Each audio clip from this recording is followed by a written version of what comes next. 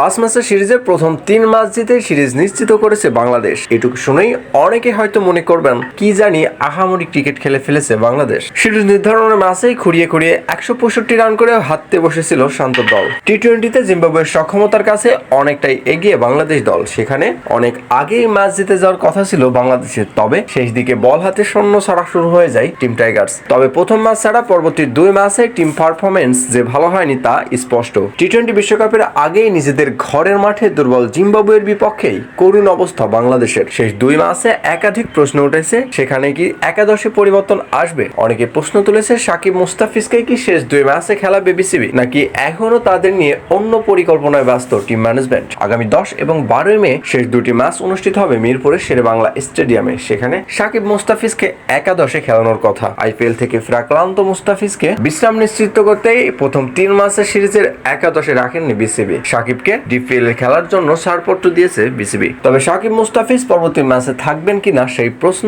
এখনো পাওয়া যায়নি। সেটা নিশ্চিত করেনি এখনো কোনো টিম ম্যানেজমেন্ট। এক সাক্ষাৎ করে দেওয়া বাংলাদেশের প্রধান নির্বাচক বলেন, একাদশে ওপেনিং এ আসতে পারে বেশ পরিবর্তন, কেননা ধারাবাহিক ফর্মে নেই লিটন কুমার দাস, তাছাড়া নাজমুল শান্ত রান খরাই। মিডল অর্ডার ধারাবাহিক পারফর্ম করলেও একেবারে ছন্দ ছাড়া টপ ওপেনার। তাই তো ধারণা করাই হচ্ছে আগামী ম্যাচে একাদশে আসতে পারে বেশ কিছু পরিবর্তন। জিম্বাবুয়ের বিপক্ষে 5 ম্যাচের টি-20তে প্রথম 3 ম্যাচ জিতেই ইতিমধ্যে সিরিজ নিশ্চিত করে ফেলেছে টিম টাইগার্স। তবে প্রথম ম্যাচ বাদে শেষ 2 ম্যাচে একেবারেই ছন্দ ছাড়া ছিলেন বাংলাদেশ। এক সাইফুদ্দিন ছাড়া একেবারেই খরচে ছিল বাংলাদেশের সকল বোলাররাই।